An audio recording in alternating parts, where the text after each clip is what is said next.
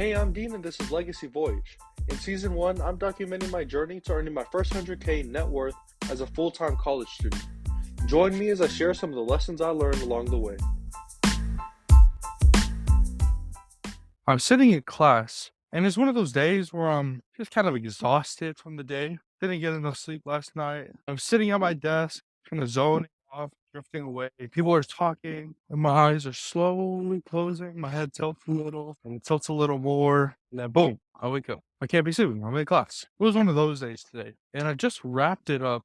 We had an interesting discussion about race. Last year, I took a philosophy of race class, and it really dove into what is race. What does that even mean? Should we even be talking about race? Because sometimes race might create even more division, more conflict. Or should we just ignore it altogether? We were dealing with questions like that. And today's topic came up again, so it got me thinking a bit more. I kind of have this half-baked thought that I want to clarify more, which is my thoughts on race. And when thinking about race and racism, there's really two ways. Like there's the macro sense of society. How should society view racism? And I think there's a micro aspect where the question is, how should I look at racism? Now, one of the things I do believe is that racism exists. Racism and discrimination, it's out there. And the reason I believe this is sci-fi science. I found this meta-analysis and it looked at a whole bunch of past studies in recruitment. Now, I don't remember the specifics of it. What I do remember is that it analyzed about 180 applications, I want to say. And with those applications, they found racist behavior, racist tendencies based on things like the name of the person. I've heard studies like this all the time, but this is one that really solidified it. And there's a whole bunch more examples of that. But it got to the point where, okay, I can't ignore that this exists. Racism being mistreatment based on race. I can't ignore that that exists. So the question becomes, how do we deal with it? What now? And I think this is one thing that I'm very counter compared to a lot of other people, especially at Northwestern. My beliefs are very counter to what they think. Because in the macro sense, I think the way society should view it is, of course, racism exists. We should have programs and initiatives and advocating groups that will work on behalf of these races and they will work towards more equality. But that's on the macro sense. I think in the micro, looking at me as a person, as an individual, I believe I'm better off tending towards the side of ignoring race. Now, what do I mean by that? Something that I'm very against is called the victimhood mindset. A refresher on what I mean by mindsets, it's just the way you perceive experiences. If I go outside and I have sunglasses and you don't, and it's super bright, you're going to have a hard time seeing things. I'm not because I have sunglasses. And the way we perceive the sun, the way we perceive our experiences, it influences our actions. If I can see clearly, then I can go for a run confident of what I'm going to run into. If you're going to go for a run, it's going to be tough because you can't see. And the same thing applies in real life. If we both have an experience where someone has a quote unquote discriminatory or racist action towards us, and you decide to perceive it in a negative way, I perceive it in a positive way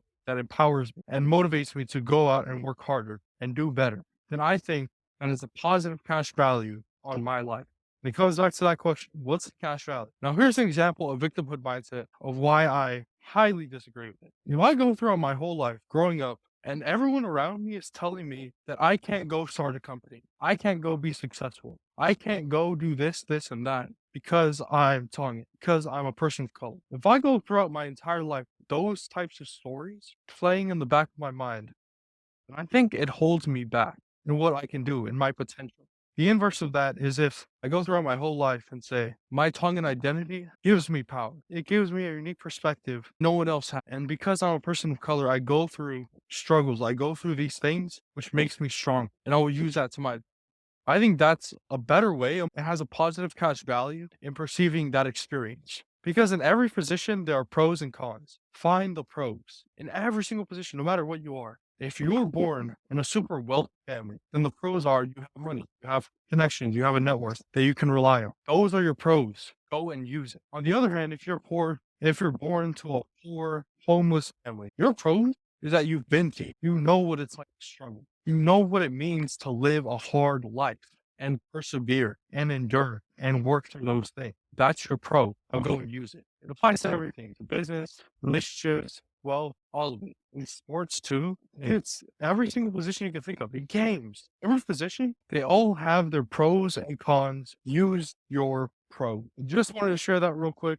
Not too much of an update. Posted our first interview. I think it was yesterday, or maybe the day before. Put out our first clips of the podcast, working on distribution and getting the word out there. But I'll keep you posted. So we're back to game theory and applying that to life. Today, I really want to touch on the idea of influencers because we're all playing this game, and it's this game called life. And we're going throughout life. It's this multiplayer game. Everyone around us, they're a part of our game of life. But something I thought was interesting is that in this game of life, there are those influencers outside of us, other players of the game, and they're influencing us. And it could be positive or negative. But what's really interesting is that we cannot control those influences to a certain extent. I mean, we could control it so far as to say, like, I put myself into lucky opportunities. I make luck for myself. So through that, I create positive influence. But there's always going to be influences in our life that we can't control. But the really cool thing that we can control is how we perceive that influence. For example, let me try to paint a picture with something like a marathon. Imagine you're running in this marathon, and of course there's other racers in the marathon. But not only are there other racers in the marathon, but there's also people on the sidelines who are cheering you on. They're saying, go, you can do this, you can do this. But other influencers are saying, quit already, why are you even starting to do this? And as you're running, you can decide on which influence you want to focus on. If you focus on the influencers, the people who are screaming from the sideline who are saying, go, you can do this, then I think that would probably be better for you to make progress in the game, for you to keep on running, eventually finish the game, as opposed to focusing on the people who are trying to tear you down, trying to negatively influence you in your progress. But here's a super powerful part, is that we can turn negative influence into positive progress. The way we can do that is by changing the way we perceive negative influence. If instead I looked at someone who's cheering from the sideline as I'm running this marathon, they're yelling at me, Dean, stop trying. Why are you even running? You're too fat, or you can't do this. If I look at that as motivation, because I want to go and I want to prove them wrong. Or not even that, but I use it as fuel to keep me going. And shifting that negative influence into positive progress, I think that's where the magic comes. And it fits into a lot of the stuff that I've been preaching on this podcast is about this pragmatic way of life. Instead of that victimhood mindset in perceiving your experiences, even if they're negative, even if they're even traumatic, which I'll talk about later, even if they're terrible, perceiving it in a positive light where I look at that experience and I say, I'm stronger because I went through that experience. Now, going along more with the analogy is you can control which influence you want to focus on. But on top of that, you can also control how much you're influenced by that thing. Because talking about influencers, I think there's different levels of it. Like, for example, if I'm running in the marathon, there's a stranger on one side who's yelling at me, you can't do that. Why are you even trying? Just give up already. If it's a stranger, I probably wouldn't heed much power to them, or I probably wouldn't listen to their influence. But I would probably listen more to someone who's more important to me, like a family or close friends, and I should heed more to their influence. Because I think it's very dangerous if you were to completely cut out what you perceive as negative influence. Because realistically, let's take it to the extreme. If I want to go in the marathon, but I know for sure that let's say my leg is broken or something, but it's not all the way broken. It's like almost broken, that if I run in this marathon, that I'm probably going to break it even more. And all of my family, my doctor's telling me, Dean, don't run this marathon because you're going to hurt yourself. And I say, you know what? No, I'm going to go and do it anyways because I want to go make positive progress. And I just completely cut them out. Then I think that's super dangerous. Because if we don't expose ourselves to what we think is negative influence, then it creates what's called this open feedback loop.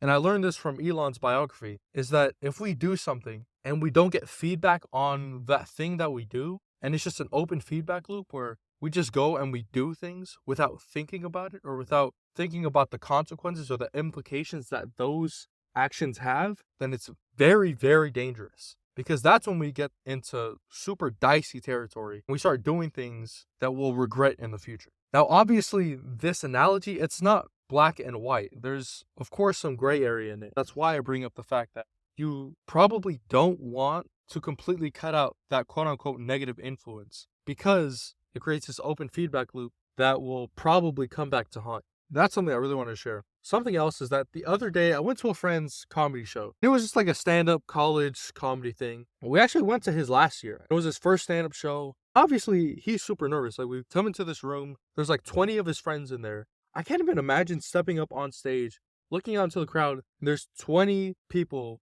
who have influence in your life, and you're gonna go and do stand-up for the first time in your entire life. But that's what he does. He goes up there, he does his stand-up routine, he runs through it, and he absolutely kills it. This is last year. He kills it, man. That man he cracked some funny jokes, I cannot lie, but he did really, really well. So coming into this year, we're all looking forward to it again. A whole bunch of the house pulls up, like probably 10 of us. We all come to a show again this year. He tells his bit, he does his stand-up part, and it's not as good.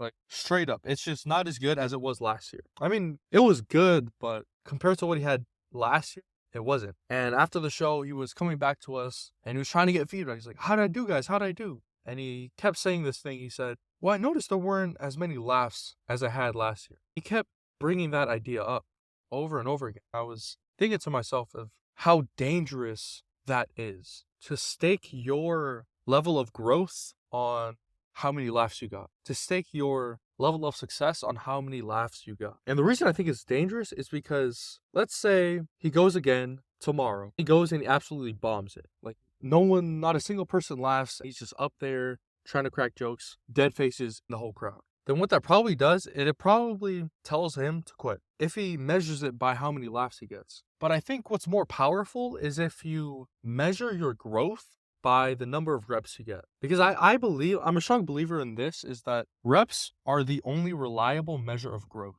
especially when you're starting off. Maybe this belief will change in the future, but for example, with Nesian News, my first interview podcast was terrible. I mean, straight up, it was bad. Even this podcast, me recording my journey, if you go back to my very first episode, it was just bad. But I didn't stake it on, I wasn't focused on how many views I got or how many engagements I got online. I'm more focused on getting those reps in, on recording these podcasts, and getting better as I play this game. Even with Nesian News, I'm not focused on the number of views I get. But what I've realized is that I just gotta get reps under my belt. I just gotta record as many interviews as I can in the shortest possible amount of time to get the most growth that I can possibly. Because, like I said, reps, as I see it, are the only reliable measure of growth. I think that's really powerful. So the final thing I want to touch on real quick is that I'd rather regret failing than trying. I think this is really important when thinking of this fail forward mindset.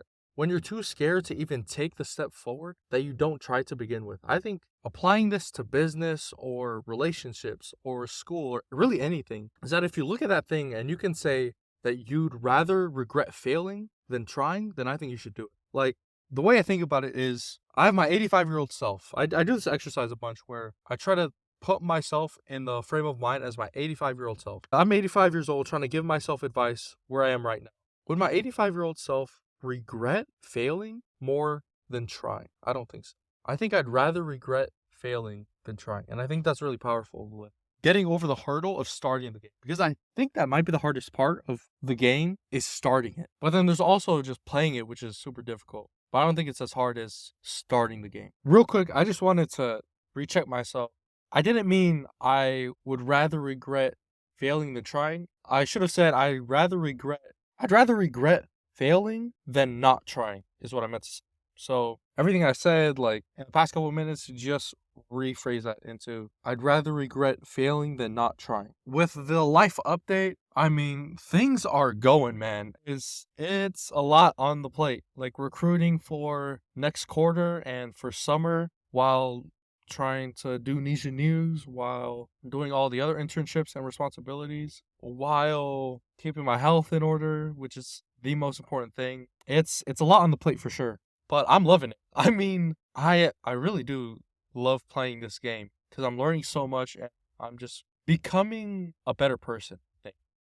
Becoming the best version of Dean that I could be by playing this game and progressing forward. And that's something that I'm really enjoying. I had a couple interviews. One was with Helios. Helios went well. their project. It's like a healthcare senior living. I think I talked about it before. So we'll wait to hear back from them. The other thing is UBS just had an interview with them today.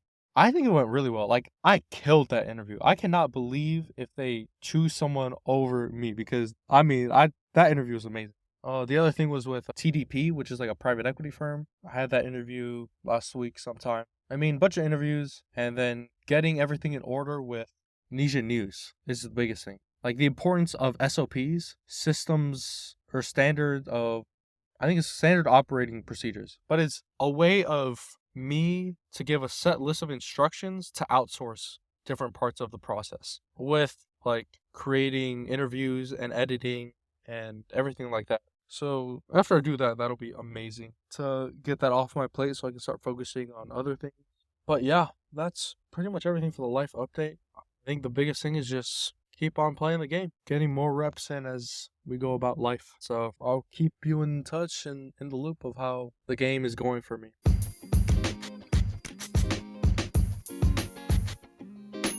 I record these episodes completely free to share success with everyone. So the only thing I ask is that if you learned anything or found something interesting in this episode, just leave a review and share it with a friend. Only takes 5 seconds and it would mean the world. Thanks, and I'll see you in the next episode. Tatok, see you.